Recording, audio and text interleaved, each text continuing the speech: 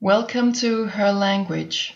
I hope that you have been able to find some inspiration on my website and perhaps even answers to some of the questions that you may have been asking yourself and stuff that you've been wondering about when we're talking about metaphysics and life after life and what else could be going on between heaven and earth. What I find the most interesting is to really go a bit deeper in some of the connections that we see when it comes to our aura and everything that involves what we would call the invisible stuff or the alternative when we're entering the holistic world. For those who are living in the alternative or invisible world, if we have to use some conventional expressions or conventional terms, this world is actually very real, and just as real as this 3D world is real for those who only live in the 3D world all the time, where the alternative world is not being drawn in as a part of their everyday life. It can be very hard to explain to other people what it means to sense something or have some kind of precognition of things, or simply just being able to feel what's going on the second you're entering into a room and being able to predict what's coming in the near future or perhaps even what is going to happen within just 2 seconds. And I'm actually very interested in diving into the scientific research that has been done in this area to try to figure out how to explain this and show people that it's actually something physical, something that is actually going on, something that is measurable, even though we can't see it.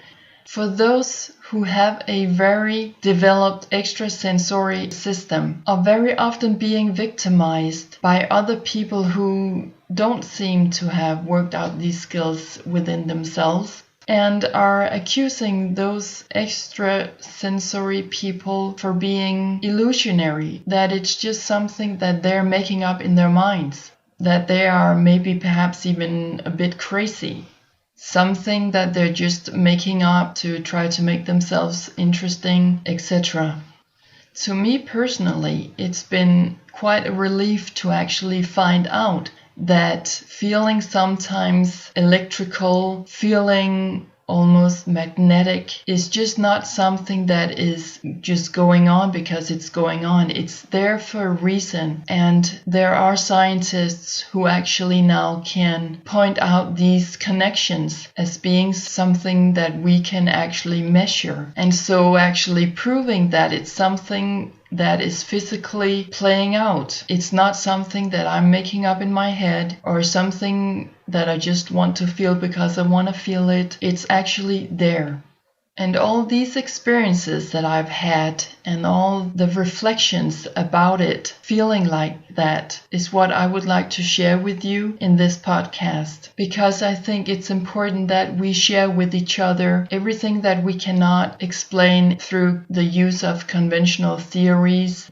The universe is developing all the time, and as we are a product of the universe, we are also developing new skills that we haven't been aware of, perhaps, but which is now coming up to the surface to kind of demanding its part, its importance. in our lives. As it is very important to keep your feet on the ground and stay grounded whenever you are doing a reading for yourself or someone else is doing a reading for you or talking about cosmic energy, galactic energy, I have chosen to show you all of the cards that I have that holds a tree or leaves or depicting the ground, all in brown and green colors so that we stay connected to the ground and we stay connected to our hearts. At the moment, there are important messages and communication coming through to us from trees, and you can say it comes from Mother Earth. Everything comes from her as she is our home, and so that was also a reason to take in the trees for this podcast. At this time in history, there is a very specific energy surrounding our forests and our woodlands. And again, let's not forget that Mother Earth, Gaia, is our home and that she is kind of struggling these years to restore balance. And some people think that the paradise described in several religious documents actually once was Mother Earth, or as we call her, Gaia. So maybe the saying paradise on earth has a deeper truth to it than we have acknowledged so far. Like I was mentioning before with the aura sending out electrical impulses and receiving electrical impulses, perhaps Mother Earth is also sending out impulses through her aura and likewise receiving impulses through her aura. So perhaps we are actually interacting or intercommunicating with Mother Earth herself through our aura and her aura.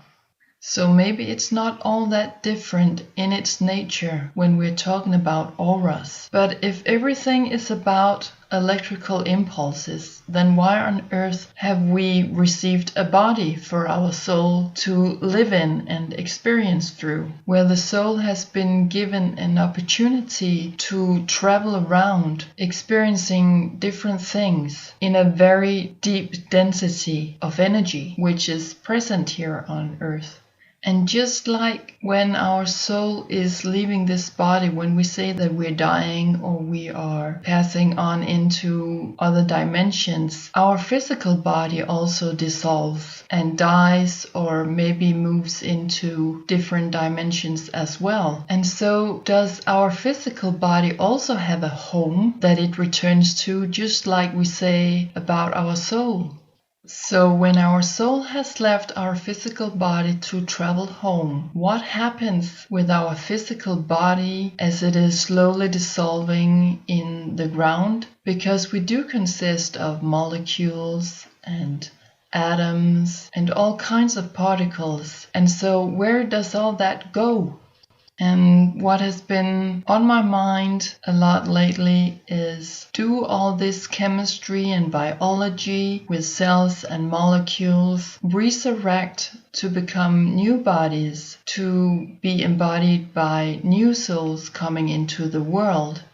And so what I also find interesting here is to raise the question, are we only talking about a return to the earth for a soul just to simply come in and perhaps relive what it has already relived in its prior life?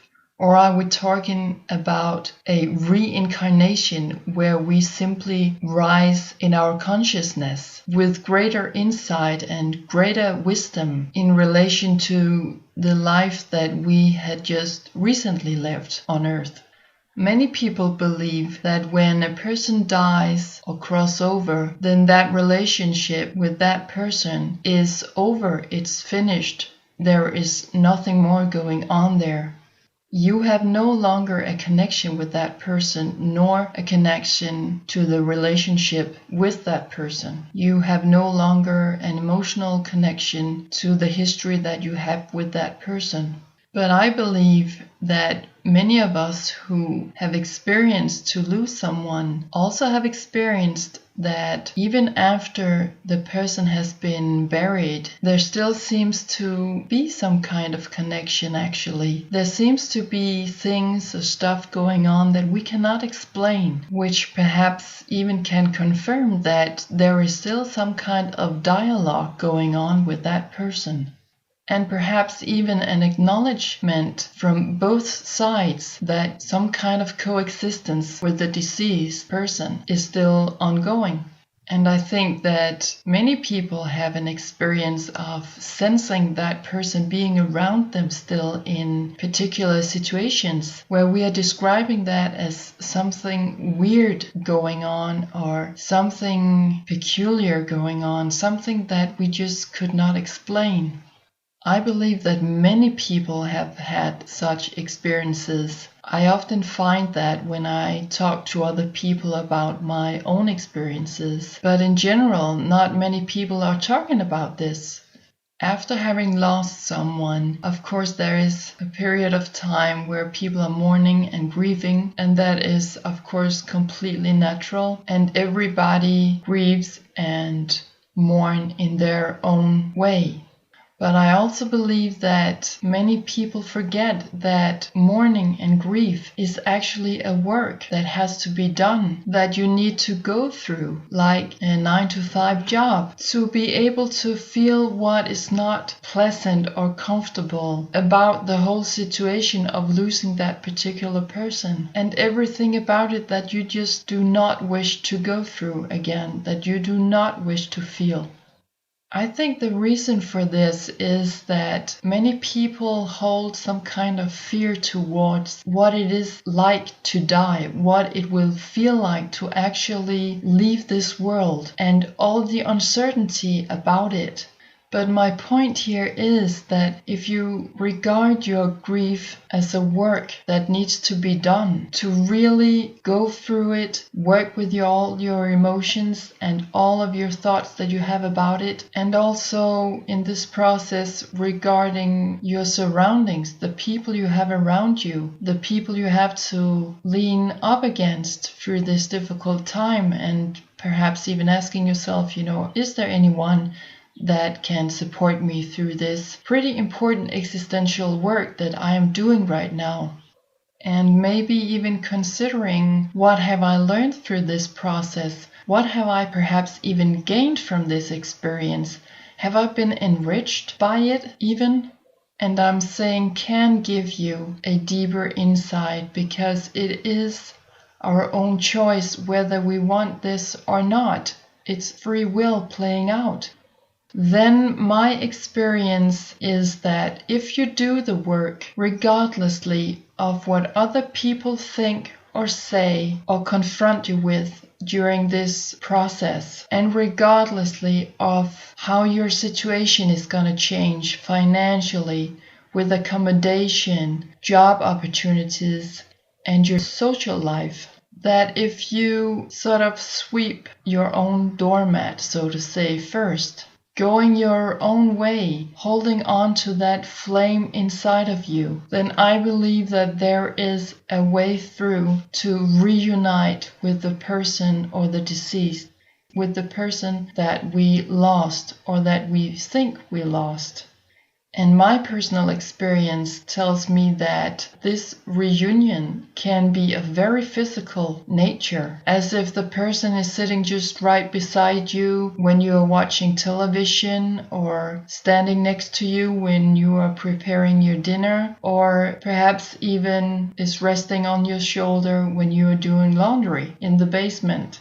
It can appear in many different ways, but mostly to me it's a feeling that I have someone around my shoulders, usually at the right, letting me know that someone is trying to deliver a message to me or is trying to simply get into contact with me, and that this is kind of the initiation of the contact, simply just to let me know that there is someone who wants to be in contact with me if I wish that contact to happen.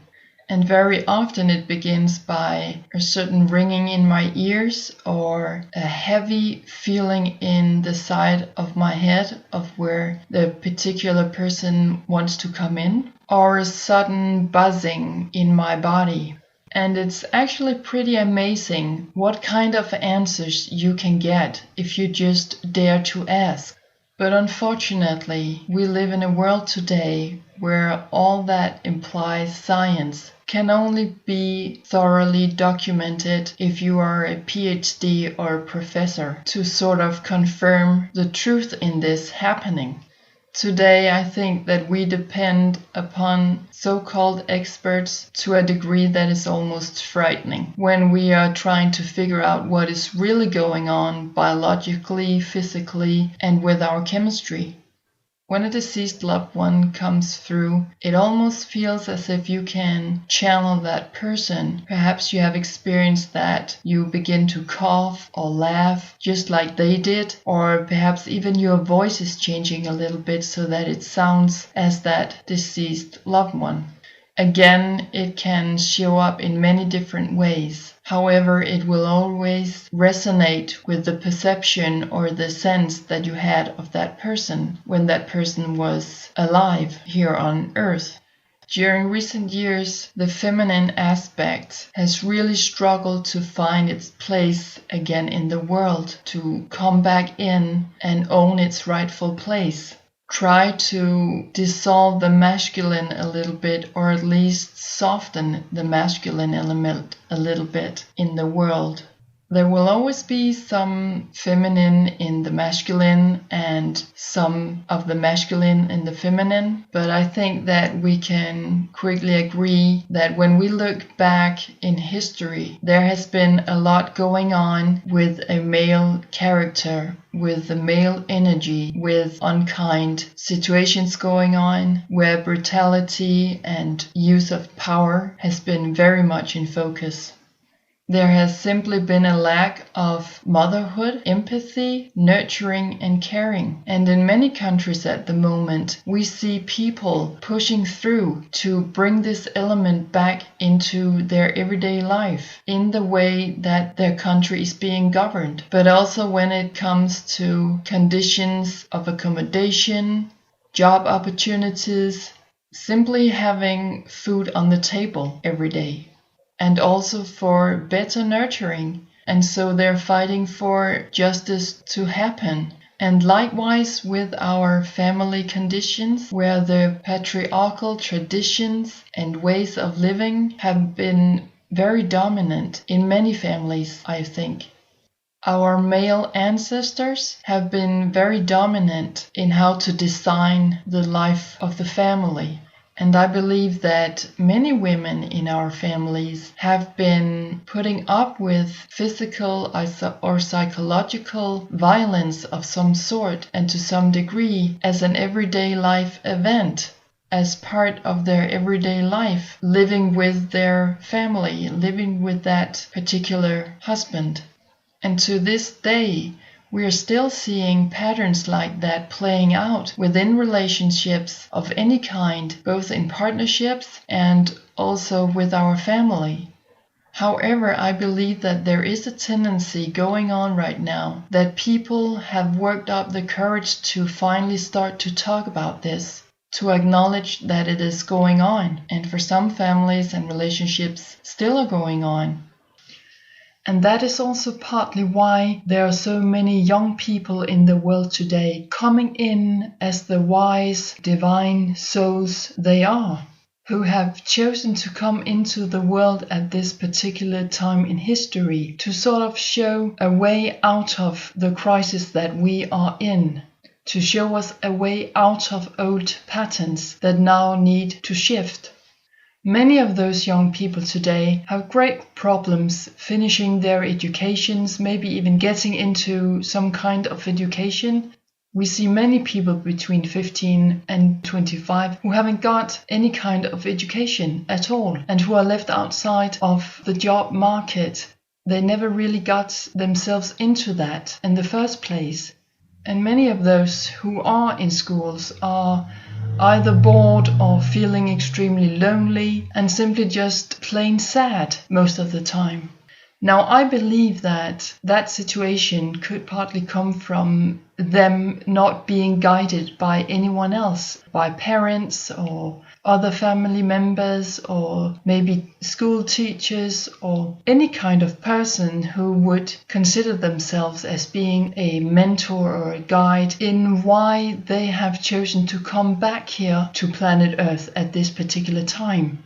They simply don't know why they are here, because we are living in a very modern, chaotic world with lots of distractions, so that you are not able to hear your inner voice, your soul remembrance.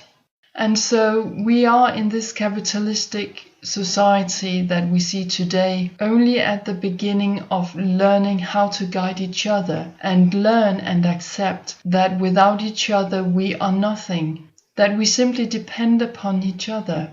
Our development depend upon each other, so that we all can benefit from being here on the planet.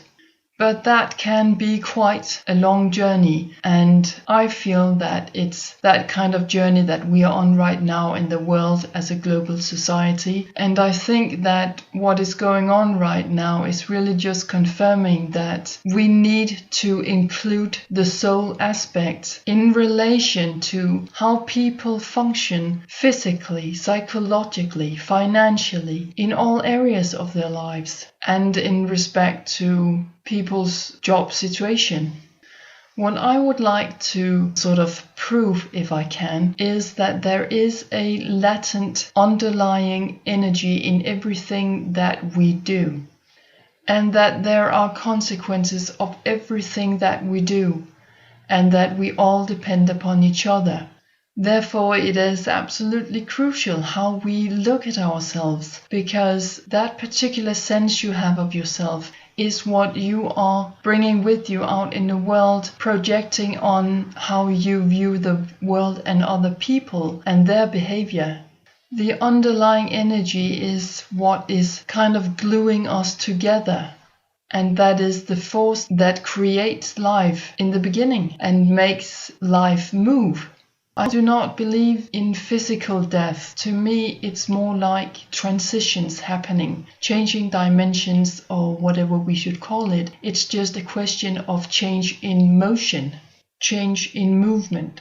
To me, everything is just really about energy and light, astral light.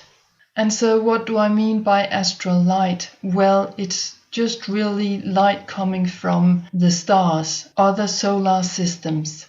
Or in other words, I believe that it is our DNA from cosmos, our interdimensional DNA, if you want. Just like we have physical DNA in the building of our physical biological bodies. So during our lifetime here on Earth, we interact with that part of our DNA consciously or unconsciously, just like we interact with the DNA in our physical biological body. And I think that it is just an integrated part of our body as the physical biological part. What I have come to experience from a practical point of view in my life is that if there is anything I want to know, then I just simply ask. And that doesn't have to be by putting on a candlelight or doing some certain rituals or anything like that. I mean, it definitely can be, but it doesn't have to. That depends on what works best for you. So you have to ask yourself, what is making me feel the most connected to Source, Spirit, my inner being? For me personally, I have tried out different things, and I just come to the conclusion that the most simple thing is simply just to ask the question in your mind through your own ideas and through your own thoughts that you may have about how the universe works.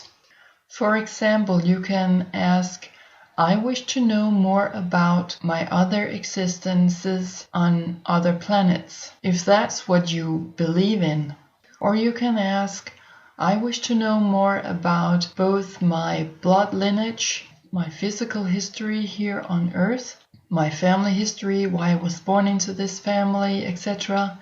And also I want to know more about my astral history, my astral DNA, Where do I come from in cosmos? It may be that you have been living in other solar systems, in other lifetimes, or even in multiple lifetimes, as they are playing out right now, at the same time where you are having a conscious experience on living your life here on Earth. And I have come to the conclusion that the more I ask and the deeper I go, the more answers I receive, and there is an ever-increasing depth in the answers that I receive. And so that is also why that I have decided that my life is going to be about my soul journey. I mean, we are all on soul journeys, but I have consciously decided that my life is going to be about my soul journey, about how my soul perceives whatever I experience in the physical realm. Seeing things from every angle to learn the most, while my soul has chosen to incarnate here on Earth in this particular time of history. And I have decided that because I wish to know why I have chosen to come back here to Earth at this particular time. I wish to know something about how everything is one. When we are born into any kind of traditional, conventional system in all areas of life. And that doesn't have to mean something bad. That just means that that is the experience that we have called for, that we are going to have. But at the same time, I also think that it means that we need to ask questions. Could we live our life in a different way than just following these traditional systems? In our schools today, we're not being taught how to ask questions about what's going on the astral plane, but we absolutely do learn how to ask questions about crises, conflicts, and wars that have played out in world history, and to relate to those events in a more critical way. And that can be of both social, political, financial character. But I believe that where the real questions are coming into the picture is when we dare to look up in the sky, look out in the universe around us, that we can actually see with our physical eyes at nighttime, where all the constellations in the sky are becoming very evident to us. And so that's not proof enough in showing us that we're definitely not alone and there are other civilizations out there. That should be proof enough to us that we're definitely not alone and that we are not the only civilization in this universe, in this cosmos. That's how it plays out to me anyway. That's how I see things. So if we work from the point of view that there is some kind of bioelectrical matrix going on, some kind of underlying energy that consists of bioelectrical signals, which means that we both have or consist of a biological part and an electrical part, then how is that really affecting us as human beings? Both when we are discussing how we physically respond, as I've been talking about in the first part of this podcast, and also how it's affecting us in the electrical part through our minds, our thoughts, ideas, thinking patterns, and visualizations. Everything that we receive on an inner level, everything that we say that we cannot see with our physical eye, but which we perceive through our third eye, our inner eye, through our sixth chakra that is placed in the lower part of our forehead between the eyebrows. To me, the bioelectrical energy is the main source of energy. It's love. You can also call it God if you want. And for those of you who listened to the first podcast I made about encounters with the paranormal and also experiences with UFO sightings, it's the same thing here that is playing out, where the paranormal also is coming in, where we all sort of live in our own experiences, in our own kind of truth, in how we perceive what we believe that we have experienced. But where I also find it important to ask the question, well, could there be some underlying truth that is keeping all these things together and which we also need to relate to in order to explain our own personal truth and experiences? so that we are not going to live in parallel lives or truths, but are reaching the point where we live in one truth, in one universal truth, in one integrated true world. So these are some of the questions that I'm asking myself. What is my truth? What is the truth for the people who are surrounding me? How do you interact with each other? What is the higher purpose for all of us to be here? Because we live in such a heavy density here on Earth, which means that things are moving rather slowly here on Earth. The energies are moving more slowly, which makes it a little bit difficult for us from time to time to connect with the part of us that is astral, because the energy is moving faster in that realm, where we are able to receive electrical impulses from other universes, from other planets, from our planetary ancestry, if you want. I believe that things are beginning to light up a little bit, because I see a tendency that goes in the direction of people beginning to ask questions, beginning to accept and beginning to be interested in the things that we are not being taught how to handle in school. That they're beginning to acknowledge that there is something going around us that we cannot explain from traditional teaching in our schools. And that these phenomena are just as real as the 3D life we hold for ourselves. It's stuff that is actually playing out. Just like we've been taught to believe in biology and physics, these so-called paranormal phenomena are just as real as all the other subjects. So please, if you want to know more about your prior lifetimes or the multiple lifetimes playing out right now in other civilizations, ask questions. For example, I've been asking myself why I have been on vacation in the countries that I have, why I have visited the places that I have, why I feel a certain connection to some certain languages and some certain cultures instead of feeling connected to other languages and cultural places in the world. And to me, that has brought me on journeys into the ancient Egyptian world and the world of the Mayans. And I'm still learning because I am still asking questions. And by doing that, by following that process, I'm becoming more and more aware of which abilities I have and how to use them.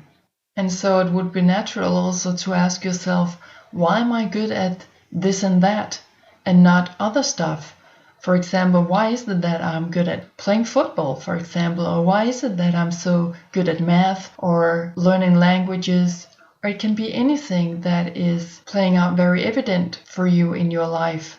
Notice where you have your interest, where you are feeling motivated in life, and then start to dive deeper into these subjects because you are supposed to use it for some reason. It's just not for fun and for the plain entertainment that you have been given these abilities. To me, it has been a very interesting journey. It has made me laugh. It has also made me realize how serious our existence is here on Earth, how serious a role everything plays. I believe that there's a meaning with everything and the reason for everything to play out the way it does. In relation to our physical DNA and our astral DNA, I think it's relevant also to discuss our blood that is keeping our biological body together, but which also pertains of a lot of water, where I have become aware of how much water and wisdom are linked together. We live in a world where we say to each other, yeah, well, you know what, blood is thicker than water, where we are meant to understand this as family ties are better or more reliable than anything else in the world, and to be viewed as something that is keeping us together. And partly that can be true, but I believe that the tendencies we're seeing going on right now, and perhaps even for recent years, is that families and traditions are, if not totally broken, at least falling a little bit apart. People simply choose a different journey in their life, a different direction that is very different from how they lived the first part of their life, for example. We consist of almost 80% of water. There has got to be a deeper meaning with that. To me personally, I have experienced that when there are some certain planetary positions in the sky, I simply react in different ways to that. I feel different vibrations in my body, I feel eccentric, I have headaches, I feel pain in my stomach, I feel a buzzing in my bones.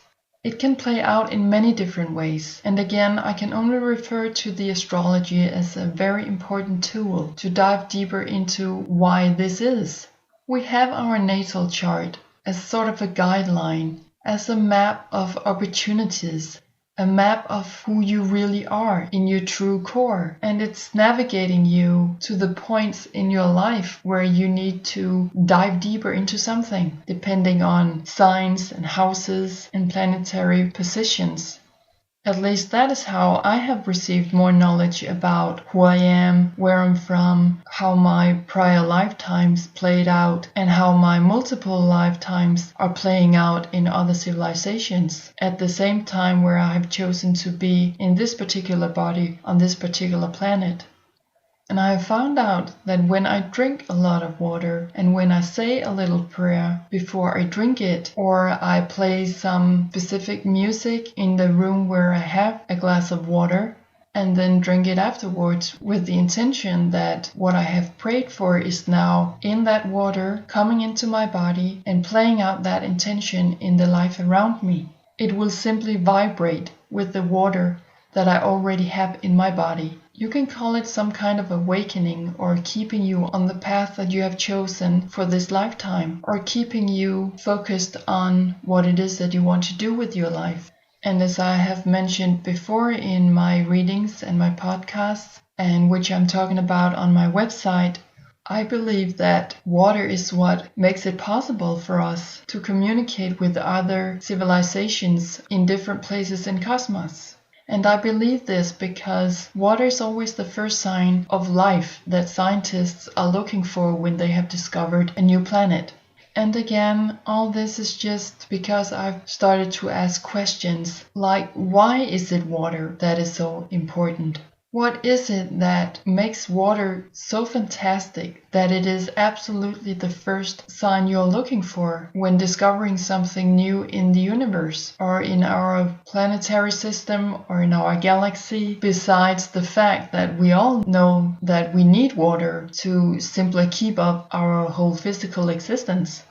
But it could also be that we consist of water because this enables us to receive electrical signals from other civilizations, from different forms of life playing out in different places in the universe. That the water is simply within us, is a part of us, so that it is also possible for us to have an astral existence at the same time, being able to receive electrical impulses from other places in the universe, which means that we begin to view our bodies as also an electrical tool to receive signals from other planets. When I ask a question through my mind, then that is what I'm sending out through my aura, which is exactly consisting of electricity and which consists of different colors. And when we send that energy out through the holistic pattern that our cosmos consists of, where we have a pattern in a pattern in a pattern, and which is why everything consists of oneness and being in the oneness, then it's sent out for the purpose to other civilizations, to other life forms to receive it. Just like there are other signals being sent out from other planets, from other civilizations in the universe for us to receive. I believe that we are co-creators of everything and that our aura is playing a crucial physical part in that, and that we are meant to use that for a specific purpose. But we are used to that communication only can work through spoken words. But that will begin to change as we are in the Aquarian age of time right now and move into the direction of telepathy, in the direction of a precognition of what is going to play out in the near future, and precognition of other people's actions, and perhaps even precognition about what's going to play out in your own life. In other words, I believe that we will become less Earth-like and more transparent. Perhaps we will come to the conclusion that our whole existence is relying more on light and water than it is on food, which I believe is why we're seeing in these years food patterns changing, people having a different relationship with food, and that people are beginning to ask questions about, well, why is it that when I eat, for example, less sugar, or I drink less of this and that, or I eat less of this and that and more of something else than I used to, why is it that I'm responding differently to that? Finally, I just want to mention a little bit about how colors can interact with our healing process and how to use the colors that are in our auras for our life purpose. And as a starting point, I can mention the rainbow, which I think that we can all relate to, appearing in the sky after we've had a lot of rain, which to me is proof enough that electricity and water are working together. If you feel attracted to a specific color or specific colors, then try to dive more into their meaning. Perhaps go to the library and read more about it, or search on Google. There are many meaningful observations of the colors and explanation of how the color works on the internet. And of course you need to take it all with a grain of salt. But I actually find that there are many useful explanations there to find. Explanations in relation to how you use that specific color to change your life.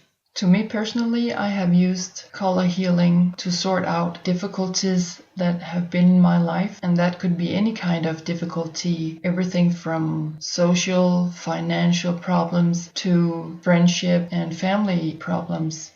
Of course, you can also buy different stones and crystals in different colors and see how that resonates with you. And in relation to that, it's a very good idea to start carrying that specific stone or crystal whose color you are feeling drawn to, because it is affecting us more directly when we wear it on our skin. And while you're doing all of this, try to ask questions about your life, about yourself. Don't hold yourself back, just go with the flow and see what comes in. Take a walk in the woods or nearby the sea. When we are linked to the elements, we seem to become more relaxed and we seem to become more in tune with the inner core of ourselves. And so that's really where the existential questions start to show themselves.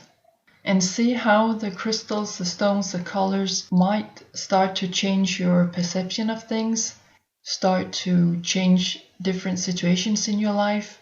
Just start to observe how it could affect your life. And of course, it's always a good idea to meditate on these colors, to meditate with these stones and crystals that you feel specifically drawn to. Of course, it's very natural that people ask, well, how can I feel that this is making changes in my life? How can I sense it? How do I notice that something is starting to change within me? And of course, that is a very good question. But my belief is that if you really want to learn something, if you really put your intention into that, then you eventually will start to see some kind of development happening within you and around you. And again, if you don't ask the questions, if you do not put your intention into wanting to know more about yourself, well, it is going to be a more difficult journey. It will be difficult for things to change in your life where you do not feel satisfaction. But from my own personal experience, some of the signs are feeling different vibrations in your body, buzzing, ringing in your ears, maybe pain of a shorter period of time in a specific part of your body. And that is where we again need to start to ask questions. Why am I feeling this pain in that part of the body? What is the body trying to tell me? And start to view our body as a team worker that is actually trying to make us more aware of what is going on in our lives, make us aware of that we actually respond to what is going on, even though we may not have our focus on it. And again, I can only mention the astrology as a very important tool to figure out how specific organs or parts of our body is responding to which astrological constellation. You can also receive signs of change through inner visualizations of situations, persons, places where you may have been, but it can also be places and situations that you do not know of in this lifetime, that all of a sudden occurs very clearly to you. And that can also be through your thoughts and ideas. And again, it's about asking questions about, why is this happening to me now? Why am I getting this idea now? Why am I having this visualization right now at this point in my life? Is there something that is playing out in my life that I need to have extra focus on right now? You can also have a look at your sleeping pattern. For example, maybe you start to wake up between 2 and 5 in the morning, where you have a lot of thoughts in your heads and where you seem to receive answers to some of the questions you have asked through your awakening life, where you sort of have a sense of being very much present, being very much alive, seeing everything very clearly. You feel in total alignment with your thoughts and ideas, and perhaps even how to put them out there in your physical reality. And like I mentioned before, you can also have signs like buzzing in your neck, ringing in your ears, kind of feeling oversensitive in your hands and your arms, and having clear moments of discovering a new psychic ability within yourself. All that I have experienced, that is electrical impulses from the universe interacting with you because you have decided to interact with the universe. And perhaps you start to find out that your skin is starting to react differently. Perhaps you can feel that the changes through your skin, that you are becoming more sensitive towards different stuff. Or maybe you discover that all of a sudden you have an ability to predict things to happen, to predict how things are going to play out, to predict specific situations, and opening up to the ability to see very clearly how you and other people's actions are actually having a crucial impact on not only the world around you, but the world you hold between you, far into the future. I hope that everything we've been talking about in today's podcast have given you some inspiration to start diving into your own life, into your own life story, and that it will encourage you to start asking questions about why you're here, what your role is, how you could live your life differently if you wish changes. Questions that we are not asking ourselves in the conventional modern society that we are all playing a part of today.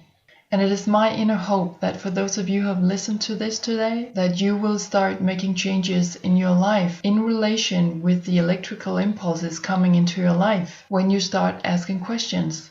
I have used all of this as a tool to change my life because I have had the intention of actually changing my life, because there were persons and situations in my old life that no longer resonated with who I am. And that has definitely been a long journey for many years. But in the process, I have found many happy, interesting, deeply awakening moments that have all played a part in forming me in who I am today. And that has brought me a life where I can be who I am and where I can function with the abilities that I have been given in this particular lifetime. So I can only encourage you to start asking questions. It's fun, it's interesting, it's serious, and of course not without consequences. But then again, nothing is. Thank you for listening. All my best wishes go to you. Take care of yourselves out there and listen to yourselves. It's only you who know what kind of wishes you have for yourself in this particular lifetime. Thank you and bye for now.